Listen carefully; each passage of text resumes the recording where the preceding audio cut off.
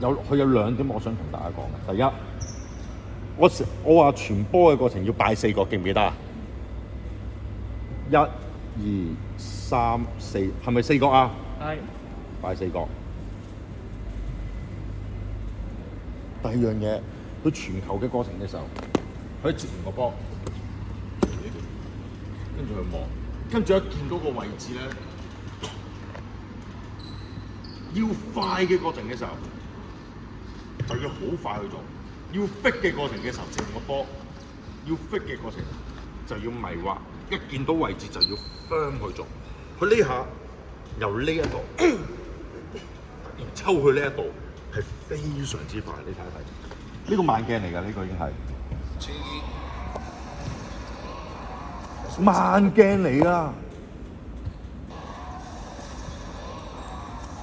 慢鏡都啜一聲。我話俾你知，有時咧，大家傳球嘅過程嘅時候，你問我咧，個 moment 啱啊，好似頭先有一球阿坡，你將俾阿波又俾阿奶嗰球，其實啱，但係阿坡攞完個波。一接完個波就一定要做一個動作，咁就係呢一個動作，然後跟住再諗住地波，就係慢你啦。所以一接完個波，我哋有冇意思做呢一個動作先 ？For example， 假設阿波喺度攞完個波，一攞完個波，對手咁樣嘅過程嘅時候，係你就唔好喐，望住佢，一嘢車埋佢，永遠唔知。但係唔係喎。如果對手咁樣嘅過程嘅時候，你唔 firm 嘅過程，你攞完個波，你可以傳呢邊。如果你真係好懷疑嘅過程嘅時候，你可能做啲 fake， 但係喺比賽嘅過程嘅時候，冇可能每一下都 fake。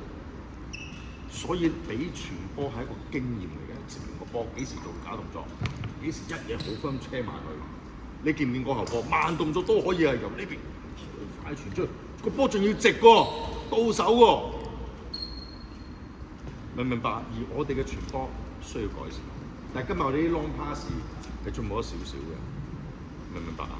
我嘅啲 pass 都係講句啦，練得 pass 就唔練得射波，練得射波就練唔到快攻，練得快攻嘅過程練唔到戰術，練得戰術就練唔到半場，明白？我哋只能夠每一樣逐樣去練，最重要大家記住就 OK， 好冇？好，辛苦晒，好，1、2、3。